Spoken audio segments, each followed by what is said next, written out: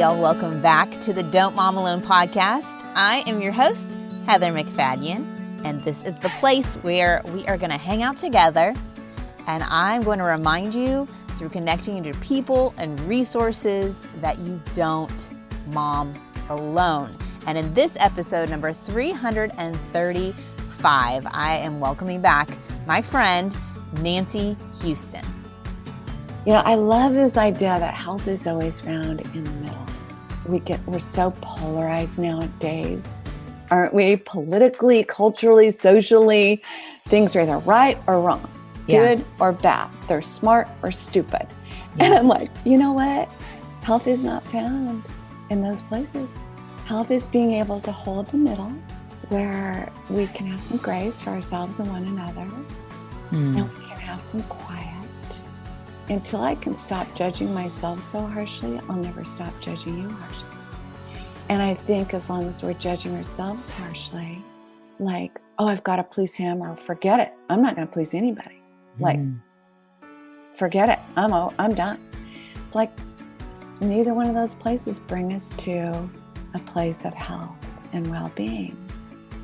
Nancy has been on the show before, episode 206, when she talked about overcoming barriers to sexual intimacy. She is a licensed professional counselor and certified sex therapist. Today, we're talking about this concept of self-differentiation, which is something I've learned more about in the last year as I've met every month with a group of people, including Nancy. It's called our Life Team. We meet once a month for an afternoon, and in that time, as I've been processing my life with them, Nancy has presented this concept. And I thought, okay, Nancy, you've got to come on the show.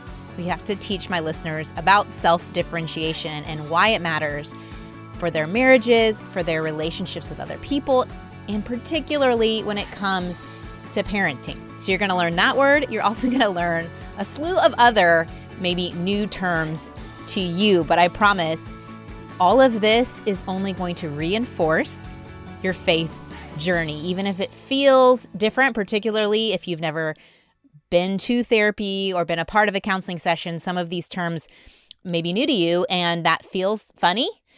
They're very helpful in describing the way God wired you, the way He created relationships, and they're only going to reinforce that connection with Him and with other people, which I am all about. So let's get right to it. Here we go. Hey, Nancy, welcome back to the Don't Mom Alone podcast. It is so great to be here with you, Heather. Thank you for inviting me. Well, as you know, I have a book coming out. I am so excited about this book. I cannot wait to read it. Oh, it is only God. Okay, It is only God. But I am privileged to get to share some of my story in it. And one of the chapters is on marriage, you know, the value of connection and intimacy. And you've come on and done a show on that for us. And there's also a part of the chapter where I share a story from Bruce and I in our premarital counseling. And the pastor asks, when we light the unity candle, do we want to blow out our individual candles or keep them lit? And it started a whole conversation for us. And we were naive. We didn't really know what we were answering, like the depth of it, but we chose to keep those individual candles lit. And to me, it just represented really how we set up our marriage going forward. And you have presented to me this concept of self-differentiation. And it was so helpful for me last Christmas as I went into a family situation, and then even with my kids and with Bruce. And so I would love to share that concept with the gals listening, because it fits with that part of that chapter. And just huge. It's a big deal. This is a concept that honestly is both gut-wrenching, because it's a gut-wrenching process to healthily self-differentiate from our family of origin, sometimes our spouses, our children, institutions. So tell us, what does it mean? It's like, because some people may be like, I've never heard that word. What are you talking about? I know. It is a way big word. So if we were just to break it down, it's really learning the capacity to hold on to yourself even when you're around more powerful, what can feel like more powerful or influential institutions, relationships, people, and you learn how to hold on to yourself. Like I like to talk about get inside of your own hula hoop and hold on to you. Right. Like you are your own unique individual. And I love that that's God's idea. I mean, he says it in so many different ways. Like there are no two fingerprints alike. We are unique, and we are not scripturally, we're not even held responsible. Like scripture teaches, the father's not responsible for the son's sin. The son's not responsible for the father's sin. And so from my lens, it's like you have the right to be your own unique human being, right? So let me say it maybe in a little more technical way, okay? Differentiation involves balancing two basic life forces, and these are big, the drive for individuality and the drive for togetherness. Separate but connected is the idea. Because it's not this thing where you're like, I'm going to be my own person and No. screw the rest of you, because that's not healthy either. That is not it at all. And I know sometimes, I used to do a lot of work with like women who had a lot of sexual trauma and they're married and they're like, well, and have children. And they're like, well, if I could just like go to a hotel for a couple of weeks, couple months and just figure out myself. And I'm like, that's not how this works. Learning how to become a healthy self happens while we are in connection and community. That's the only way we get to practice it. Yeah. It's like, how can I hold on to myself right now? And what am I thinking? And what am I feeling? And what do I want? And how do I want to show up? So it's learning to do it in a friendly way, not in a hostile way, like you just said. Like, I've got to get away from you people for me to be okay. Yeah. That's what we actually call emotional cutoff. And that's no healthier than emotional enmeshment. Oh my gosh. 2 big words right there. Yes. Okay. Emotional cutoff. Define that, because I think that's what we're talking about. This is like the where'd you go, Bernadette? She just like takes off. Or, yes. There's stories of moms who just take off. And we're like, how could she do that? And some women are like, I wish I could. I'm too attached. But the cut, it's not a healthy option. No, neither of those are healthy. So emotional cutoff, and sometimes we do those want to do those in big ways and little ways. Like I will never forget a couple of years ago, my husband and I had a tiff in the kitchen. And instead of staying engaged, I kind of regressed and probably was acting like a total adolescent. And so I kind of marched off and went into my bathroom. Yeah. And I'm mumbling under my breath, right? And I go into my bathroom, I look at myself in the mirror, and I'm like, oh, well, that was totally emotional cutoff, and you're acting pretty adolescent.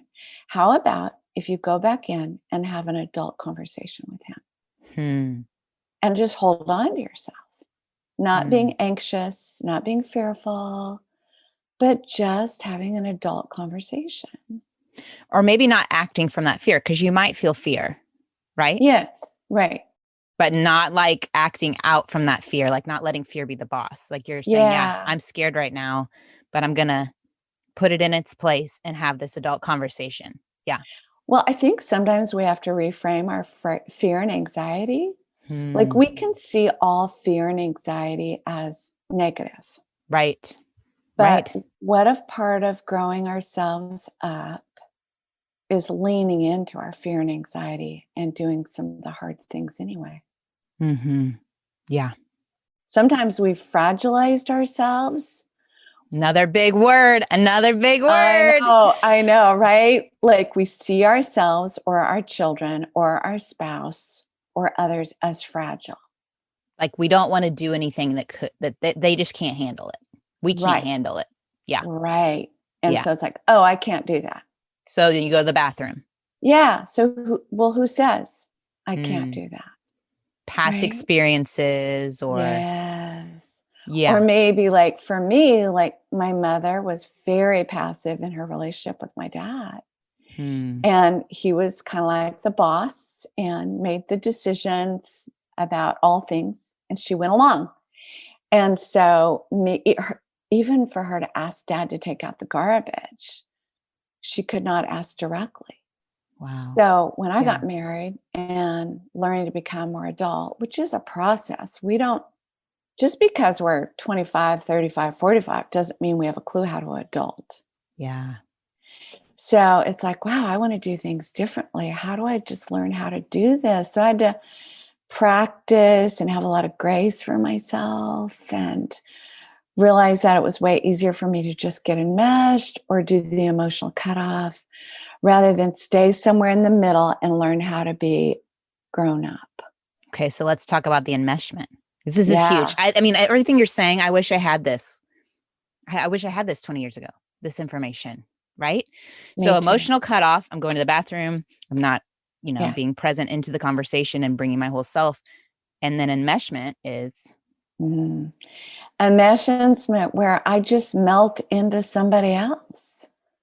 I become you in some ways. I lose my own capacity to think and feel and assess my own presence and bring my own unique presence into the relationship. Like so many times I've said to couples and even to myself, like, one of you actually isn't necessary because the two of you have become one. And usually with the more forceful personality, you've become this person. yeah. It's like, waking up in bed and go, wow, I'm married to myself. Wow. Because I've insisted this person become like me, or they've insisted I become like them, instead of celebrating our unique differences that drew us together in the first place. Wow. This is why couples get so bored. Marriage becomes totally boring. They lose their sexual passion. They've lost their own unique identities. And no fault of their own, right? Like we have to have a lot of grace for ourselves and each other. We haven't had these things modeled in really healthy ways of how do I get married and hold on to myself? How do I have children and still stay a self?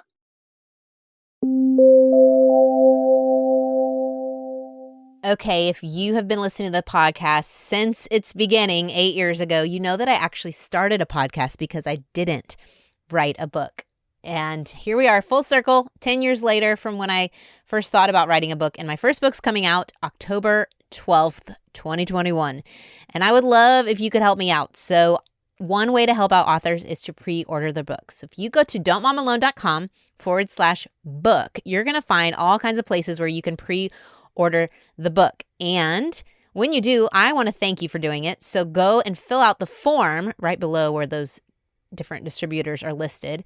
And you will get 6 weekly emails from me starting September 7th all the way up to the launch of the book on October 12th. You'll get a weekly email. And in those emails will be a little pre-recorded pep talk that I did with my friend, Courtney Cleveland. She's the ultimate hype girl. And in each of those weeks, we're going to have encouragement. We are going to give you a behind the scenes look at the book. And just really, it's fun. It's a fun conversation. Here's a little clip from one of those weeks.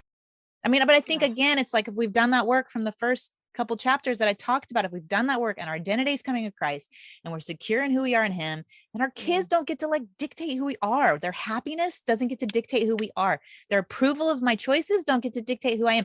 I am centered in the truth of who God says I am, and anything else is bonus. Come on with that word.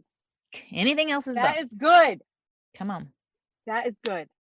Another goodie you are going to get is a free copy of the audiobook. You already listen to podcasts. You love to listen. So you can listen to the Don't Mom Alone book read by me. And that link will go out in those emails. Also, I'm going to give you a special invite if you want to go the extra mile.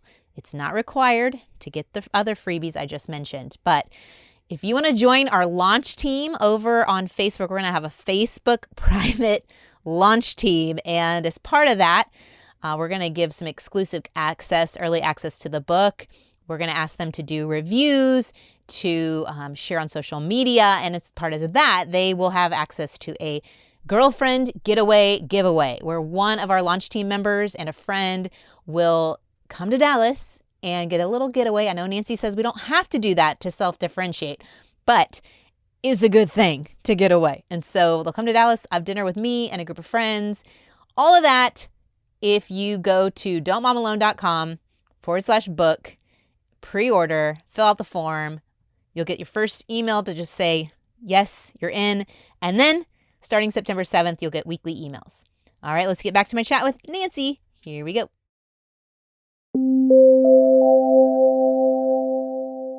This is the thing. I'm thinking like, what leads us to either enmeshing and becoming like the other person or being the dominant one and requiring? I know it's two different drives and maybe a variety of storylines, but if someone's like, oh my gosh, maybe that's me, either way. Yeah. Well, for me, Heather, I think I was probably raised to be more of a pleaser. So overly caring too much about what people think, making others happy has sometimes almost felt like life and death for me. It's so primal. If you are rejected in any way, that's the death part. So you kind of become like who they want you to be for acceptance. Yeah. Like I was 45 and in graduate school when I'm learning this theory by Murray Bowen, who's the one who really started teaching and talking about if you want to have a healthy family, you've got to have a healthy self. If you want a healthy marriage, you've got to bring a healthy self. And I loved his concepts, like of having boundaries, but not rigid boundaries. Tell me about that. Well, in the last 20 years, we've learned a lot about boundaries, right? Like I'm having boundaries. Mm-hmm. And the problem is we can either become overly rigid or we have overly fluid boundaries and we can't find this middle ground. I love this idea that health is always found in the middle. Yeah. It's neither one of these. We're so polarized nowadays, aren't we? Politically, culturally, socially, things are either right or wrong, good or bad. They're smart or stupid. Yeah. And I'm like, you know what? Health is not found in those places. Yeah. Health is being able to hold the middle where we can have some grace for ourselves and one another, and we can have some quiet. Until I can stop judging myself so harshly, I'll never stop judging you harshly. Yeah. And I think as long as we're judging ourselves harshly, like, oh, I've got to please him, or forget it. I'm not going to please anybody. Like, forget it. I'm done. It's like neither one of those places bring us to a place of health and well-being. If we swing, if you're like, okay, I can never please anyone, so I'm not going to even try. Yes. Like that swinging and reacting. Yes, so reactive. From our childhood of origin or past relationships. Or like we were saying with kids, like I loved your example of, I just got to go to a hotel for 2 weeks in order to find myself. It's like, well, that's not hard to make space for yourself when no one is around. Yes. The hard work happens when you hold on to yourself in the presence of others. Exactly. Especially in the presence of difficult others. Yeah. So what are some steps? Like how do we, because I am resonating so much with everything you're saying. I have, for 100%, I have enmeshed with Bruce in our early marriage. I don't think it was until we started taking walks around our neighborhood and we were side by side and sharing ideas that I actually felt like an individual in our relationship. And he loved it. His reaction to me owning myself was just huge game changer in our marriage. So I want that for other couples. I don't want them to have to wait like you, 45, me, 45. Like, let's do this. So they're motivated. How do we move into this? I love that. I totally believe if I can lead myself well, I can lead others. Okay. Unfortunately, we can become so other focused that honestly, I think we have to come back to our own interior world and find some quiet, right? Like the practice of contemplation and silence. Yeah. I love how scripture says it's in Christ we find out who we are and what we're living for. And realizing that your own unique personhood is so valuable and needed in this world. And so struggling, oh my, Heather, I had to struggle. Yeah. Right? Because I'd so identified myself with being a mom of 4 sons and being a wife and being a good Christian woman and being the mega serve my church, serve people, volunteer. I had to just struggle and agonize over, Nancy, who are you? Outside of these things. Outside of these, kind of like where I'd found my identity, who are you?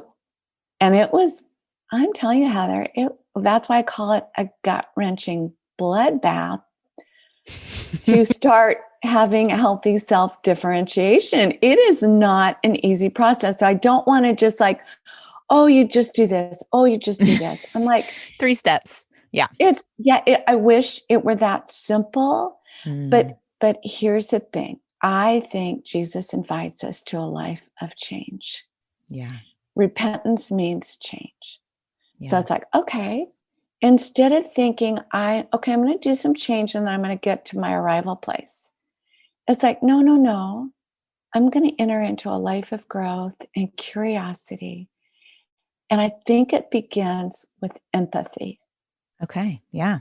I think if you want to become your own unique human being, it has to start with empathy. For yourself or for others or both? Towards self, first of all, because if you can't have empathy for yourself, you're not honestly going to have it for others. You're going to kind of fake it, but it's not going to be that genuine. So towards yourself, towards your circumstances, and towards others. Because we all have this critical judge in our head. And then for me, my main saboteur is pleaser. Yeah. So my critical judge is start saying, well, why can't you do this better? Why can't you make others happy? And then I'm like, oh, I see you, pleaser. You want me to make everybody happy. Well, actually, so I just have empathy. That's impossible. You can't please everybody, Nancy. It's okay. You don't have to work so hard. That takes up a lot of your space, a lot of your energy. That's what you were taught to do, but you don't have to live by those old rules anymore. It's okay. And honestly, that has helped me. I really consider myself like a recovering pleaser. And it's brought me so much joy. I'm so much more able to just stay present with myself. Yeah. And locate myself, but do it in a friendly way. Yeah. Where it's not that like, well, I'm done with you. Yeah. Because, there's been such a pushback with some of the self-help Yes. books that come out or like girl wash your face but I think the concepts are this.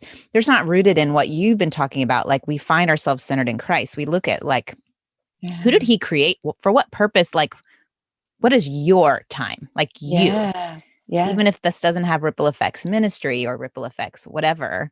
That's your right. children all end up in jail, whatever. I mean, it's not about any of that. Like, what is he communicating to you? Because I do think a lot of even my own journey to this point has been through my inner healing prayer stuff, like really removing some of my codependent relationships supernaturally, where those voices were louder than God's voices. Yes. And it's been years.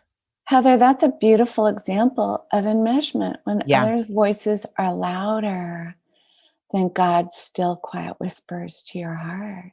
Who he's the one who's so genuinely for you. He has no agendas with you. He's not trying to get you to be a certain way or do certain things. He just has a purity of love for you. Yeah. So you're right. When other people's voices or other institutional voices are louder and saying, this is how you do it, then it's like, no. Who Mhm. said you get to be louder in my head? Mhm. No. Or for me, like not being driven by pleasing others has so quieted my life and allowed me to discover what I love and what I want and what I want to do with my life. It's such a gift. So empathy is number one. And then I Empathy. think, yeah, honestly, please be more empathic towards yourself, all of Yeah. us. Like self-compassion kind of? Oh, so self-compassion. I know Yeah. that can sound so woohoo, but I'm telling you, it No, is the I've truth. yeah, I think that's if we want to be compassionate towards us. I mean, if maybe that's Yeah. not the goal. The goal is the self-differentiation, but we Yeah. can't, like you said, we can't No, we until can't. we start here. So, When that harsh judge is riding your tail all the time and criticizing you, my word, it's brutal. Then the second one is just become more open to exploring, like, huh, I wonder what that was about for me. I hmm, wonder how would I like to show up in this relationship? What would it look like for me to just bring my presence here and be calmer and be more adult, be less anxious and fearful? What would it be like if I said to myself, hey, my kids weren't born to make me look good. They're their own unique individuals. How can I be at peace with that? 100%. I was thinking, let's help the mom who is struggling with this in Yeah. mothering because you and I both get 4 boys, very hard to control. Oh, good luck with Impossible. that. Because Impossible. well, then you become a Nazi and Oh, you it's not lose fun. I don't enjoy and being that person. no, and Mm-mm. you lose all your joy. And who of us haven't done that, Heather? Right. You know, You try it out, it's miserable. You hate being around yeah, yourself, and then you're like, "Okay, well." And then I think I do the swing thing, yeah, where I just completely disconnect and emotionally cut myself off, and that's not the answer either. So being present with my children and yeah. self-differentiating sets them up in their marriages for these boys, right? Oh my goodness. Yes, because if we're overly controlling mothers, they're probably going to marry they might They marry, might. they might marry an overly controlling or somebody who's on the other side, like whatever. And Mhm. we don't want that for our children either. Right. Right. So how do we do this? How do we show up? Yeah. So I think then another one is to start innovating, like find your yes and. Mm. We are infamous about finding our I hope this is okay to say, but we're famous for finding our big butts. You know, we just like but Big button. we butt our way through life instead of going, yes, this is difficult. And what are some possibilities here? Mm. Yes, I'm struggling with my marriage. And how could struggle really bring me some growth? Yes, this child is being difficult. And what is the gift in this? And when we can find our yes and, we can start innovating, which just opens our brains, our hearts, our minds to all kinds of possibilities. Instead of when we get anxious and afraid and start inserting like, well, but I can't, but, like I said, it just narrows our focus down to tunnel vision. And Mhm. then we feel hopeless and helpless. Yeah. And shame enters.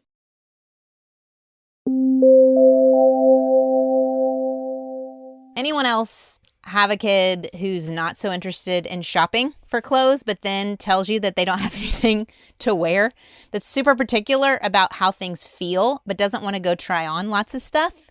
Oh, just me? Okay, out of my 4 kids, I have one that's very particular. And even today, yelled down, Mom, I don't have any clothes. And I was able to say to him, don't worry, your fix is coming today. And he's like, my fix? And I said, yes, Stitch Fix Kids is sending you a box of clothes. And we can see what out of the box you want to keep. I had already told them in the profile that he wears a uniform to school. And so we needed a combination of athletic wear that he could wear after school and on the weekends, and then a couple nice things for church. Well, we got the box. There were 5 tops, 5 bottoms, and he quickly scanned it all and knew what he wanted to keep, but I kind of had him still try things on. And he ended up keeping an Under Armour t-shirt, 2 pairs of Under Armour shorts, like a long sleeve, thinner, hooded shirt, a pair of Adidas track pants, and I had him keep this super, super soft sweater that I'm like, in the winter, in the late fall, you're really going to want this. It's ridiculously soft. He didn't choose the more uncomfortable shorts that he calls uncomfortable, the more cotton twill pants shorts, and then like a more mock turtleneck sweater. He didn't like how that felt on his neck, and he didn't like one of the t-shirts that wasn't the Under Armour Feel t-shirts. What's great is we kept 6 of the 10 items. The other 4 I slipped into the prepaid shipping bag that they sent with it. I can just drop that off at a post office, and my $20 styling fee goes to credit towards the pieces we're keeping. Now, if I'd kept all 10 items, I would get that credit of the $20, and I'd also get 25% off everything, which would make it $146, which if you average out to 10 items, that's $14.60 an item, which is pretty great. These were high quality pieces that I know the ones he chose he's going to love, and he's going to wear a lot. They have sizes from 2T to 18, prices starting at $10. Stitch Fix Kids is the easiest shopping experience. We were done within 10 minutes. If you want to go try it out, go to stitchfix.com/DMA. Make sure you go to DMA so they know you came from my podcast. And you'll get 25% off when you keep everything in your fix. That's stitchfix.com/DMA for 25% off when you keep everything in your fix. stitchfix.com/DMA.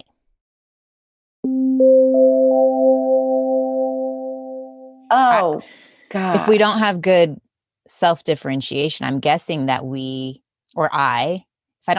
if I'm not entering into those situations, then I'm believing I'm not enough to solve it. And I don't have enough to be innovative, and I'm shutting down the creative part of me. Totally.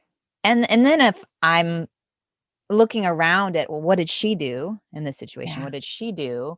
I'm Yeah. comparing, I'm feeling less than, or copying, and that's not my child. That's not my story. Right. Those are not innovating with the power of the Holy Spirit for this situation, this child. Totally, Heather. And jealousy is always just a flag saying, oh, I'm enmeshed. Wait, tell me that more. Tell me more about that. Tell me that more. That's a phrase.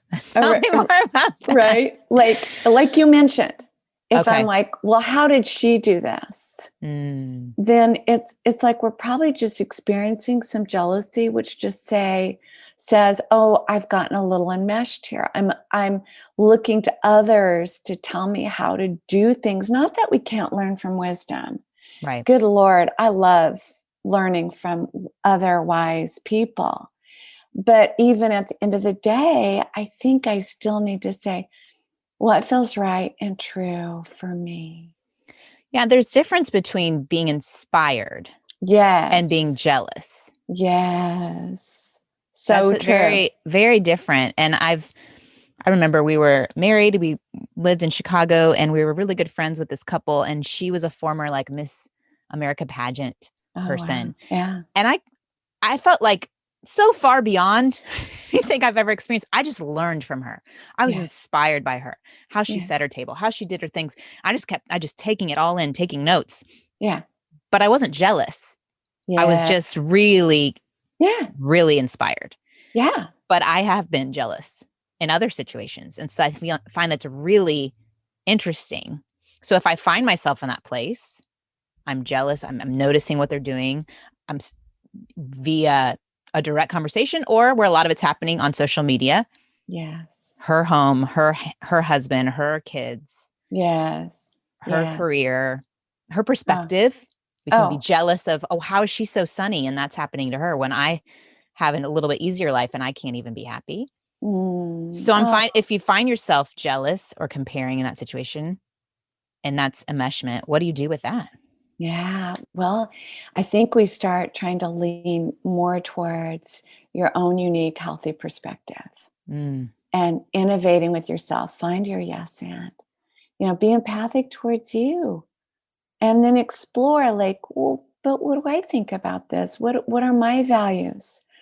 What do I care about? What kind of mom do I want to be? What do I value in my marriage? What's the meaning? I'm a sex therapist, so I always ask couples, it's like, well, what's the meaning you give to your sexuality? And that needs to be unique and different for every human and every person and every mom. And, you know, I'm going to need more definition of that phrase. What's the meaning you give to your sexuality? Tell me more Yeah. about that. Oh my gosh. Well, imagine if we really tuned in to like, I mean, I don't know if you want me to get explicit, but Hear that alert. I know, right? Right. Yes. Yeah. And I don't have to, but I don't have to. you know, Nancy. like when you just think about like God gave us all these erogenous zones. He gave females a sexual part that has no other purpose except for pleasure. And yet women can become averse to pleasure. And I'm like, oh, that's so sad. We're not tuning into our own delightful, marvelous bodies and all the joys of our bodies that God gave to us. Yeah. And so then our sexual life doesn't have much meaning. It becomes a duty. Yeah. Yeah. A job. I had a client last week just say, well, you know, and I'm like, oh, so you're basically servicing your husband. And he's miserable because you're doing that. Because he gets pleasure from giving you pleasure. Yeah. Right. And so. And if there's trauma there, you can see someone like Nancy and work through that, because that's getting curious about, well, why does this feel like a service? Why does this feel like a duty? Yeah. What's going on there? What I've discovered is for some women, yes, there may be trauma. For other women, they're just tired and overly busy and trying to keep up with everybody else. And so they've grown enmeshed and lost themselves. So that's why I'm such an advocate of like, hey, find 10 minutes of quiet. Like when I had 4 little boys, I like go hide in my closet and just like, mommy has to have time out, 10 minutes. And just go have some time for quiet and contemplation. Yeah. Right. And just being still. I'm getting what you're saying. If we've done this work, if we've made the space to connect with God, who am I separate from these children, from my friends, from all the people I'm trying to please, then I have the time and energy and space to be intimate with my spouse in a way that brings us both pleasure and connection. And it's like this ripple effect that I've had another friend come on and talk about. You talked about being a pleaser. Yeah. What are some of the other ways that, like, identities that show up that rob us from self-differentiation? Oh my goodness. Like a hyperachiever, you know, I've just got to get so much done. Yes. And achievement's great, but when it's been hypered, it's like if you extend your elbow too far, it hurts. So how do we help that person? Right. And then there's a hyper rational, there's the avoider. Hyper rational. Yes. Yes. Okay. Talk about that. Overly in our minds, forgetting that, yes, we have these marvelous minds, but we also have these marvelous bodies, and we also have these marvelous souls where we have emotions and feelings. But maybe this person has come to believe the mind is the only thing you can trust. But our minds can also lie to us. Yeah. And when we get hyper rational or we become that stickler where we're just sticklers for details and everything's got to be, and everything's got to be lined up, and these kids better get lined up, and, you know. Or you get paralyzed in decision making because all the facts have to be, all the resources, we have to sort it all out before. Yeah. Super deliberative. Yes. And so these saboteurs, and then there's a restless where it's just like jumping from one thing to the next, never satisfied, never content. And so all these things keep us from able to being present with ourselves, being present in bed with your person, right? Like you bring your personhood, your presence. Yeah.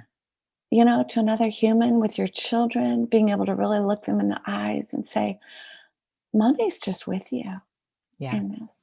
I don't need you to be perfect for me to be okay. Exactly. Right? One of the greatest gifts we can bring our children is just our presence Yeah. And so these things keep us from being present with ourselves and others, Heather, and it's so detrimental. Is there a book that lists out all these saboteurs and like? Yes. Okay. Oh my goodness. I have been studying positive intelligence this year. And if you just Google positiveintelligence.com, you'll be introduced to this very precious man named Shazad, who has developed, I think he's taken work from the Enneagram, internal family systems, emotional intelligence, and positive intelligence, and developed ways we can practice quieting the judge and saboteurs so we can be more present, less anxious, calmer human beings. And it is so beautiful. That's awesome. You were the one too, you told me about the parts of us. Yes. Like that concept. What was that Yes. book that you recommended to me? Oh my goodness, that's work from internal family systems. But that's why I really like positive intelligence, because it's borrowed marvelous things from others. Yeah. And made it and given us practices. Because here's the thing, Heather. Yeah. We can become people who are so focused on insight.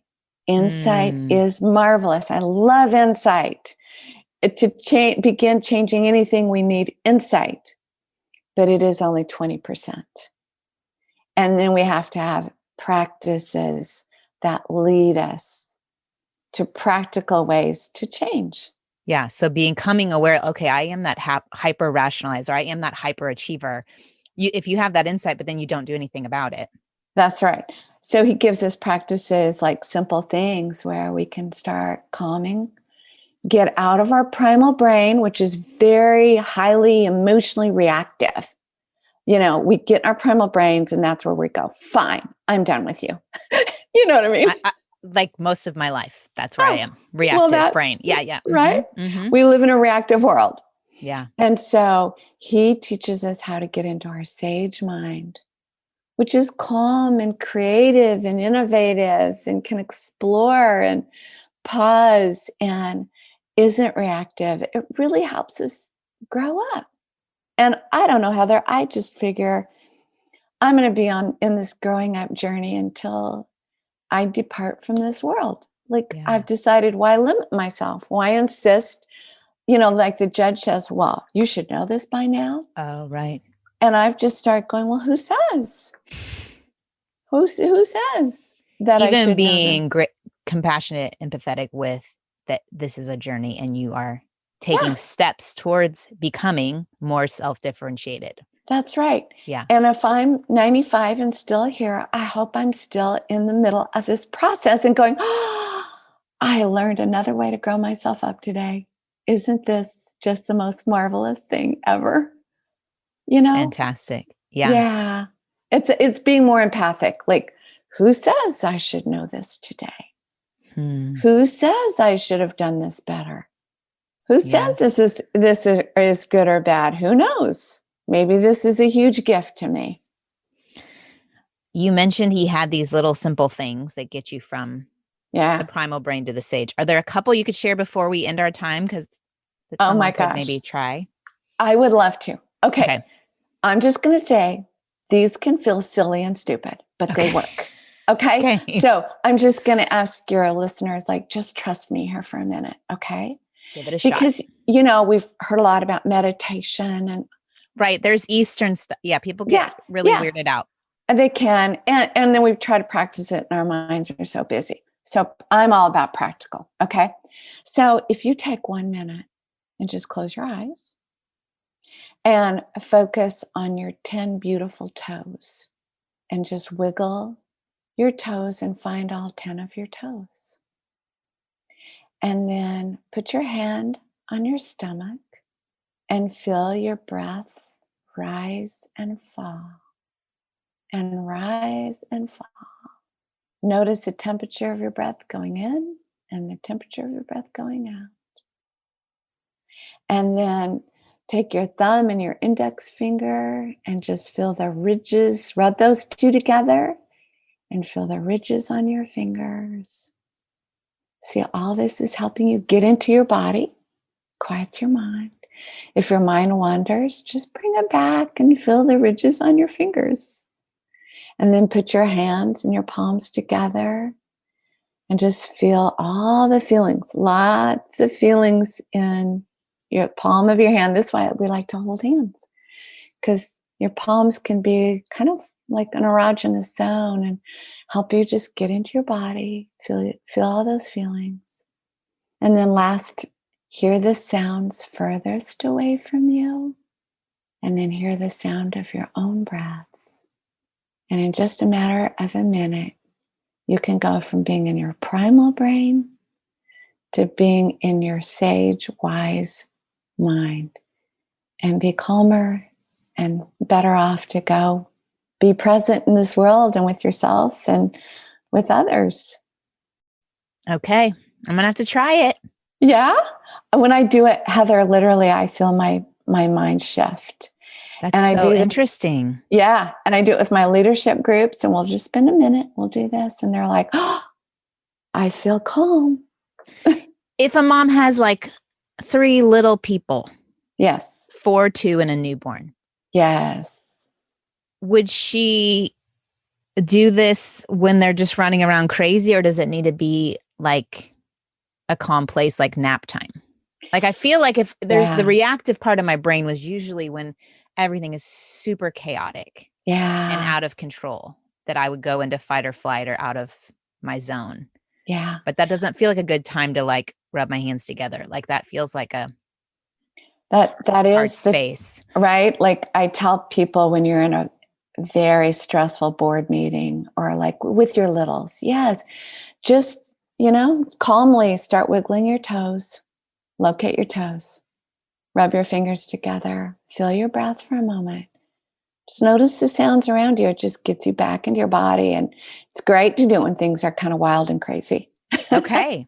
That's Right? how we do it. We don't have to pull away Nope. to the hotel room. Nope. Because it would be kind of like, well, I already feel calm in that space. Yeah.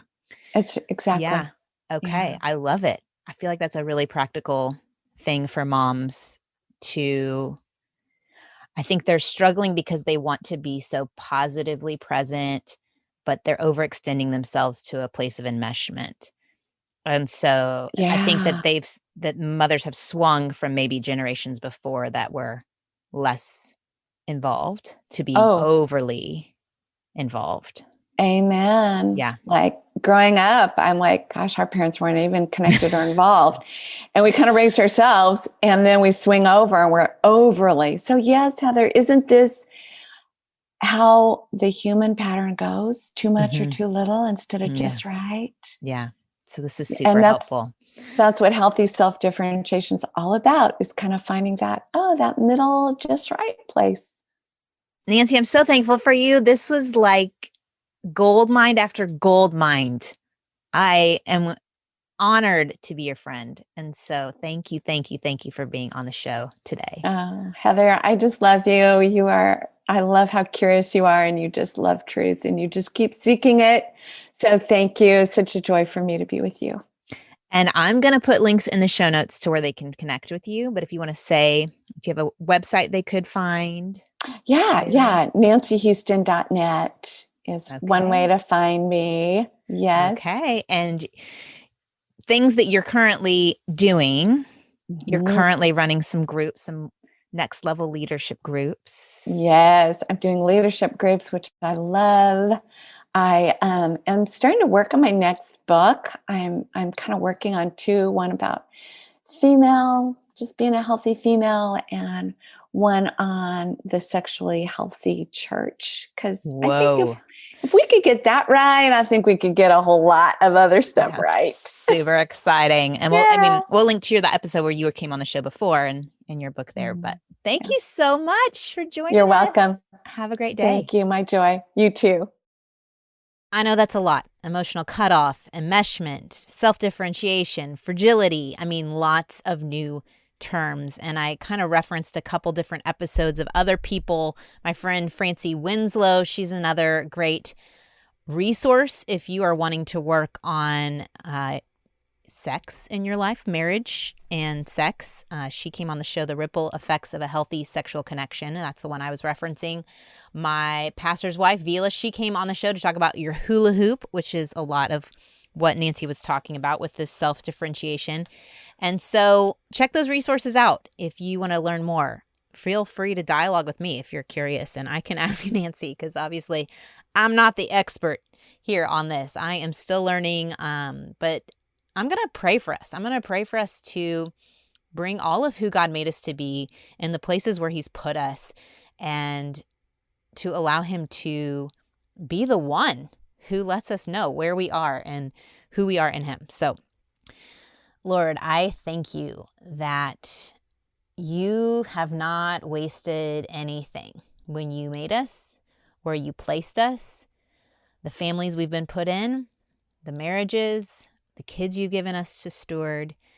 And I pray, Lord, that we would remember you are God and sovereign, and that we would find ourselves centered in the truth of that we would really connect with the body you gave us, our soul, our mind that you gave us, that we could, we have the gift of being intelligent beings who can connect with the wisdom, the sage brain that you've given us in moments that feel chaotic with children running around. I pray that we would feel those toes that you've given us and the unique grooves of each person, the fingerprints that show our individuality from anyone else. And I pray that we would believe our worth and value and not get so lost in different roles and different titles.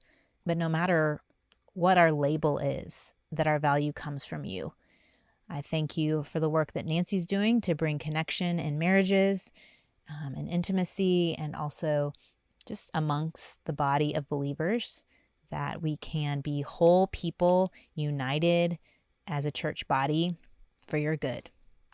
And so that when Jesus returns, he finds his beautiful bride, the church, ready to receive him. I thank you for every mom and dad listening. In Jesus' name, amen. Thanks, y'all, for being here. I'm excited. Next week, we have my good friend Sally Clarkson back on the show. She's such a gift to me and my mom journey, and so I'm honored to have her back on, and lots of other fun conversations coming up. I'm always thankful when you guys share on Instagram, when you leave reviews. We are almost to 2,000 reviews on the iTunes podcast app. If you help me get over 2,000, that would be fantastic. Y'all are the best all around the globe. Y'all listening in. Thank you so much for your love and support. Adios.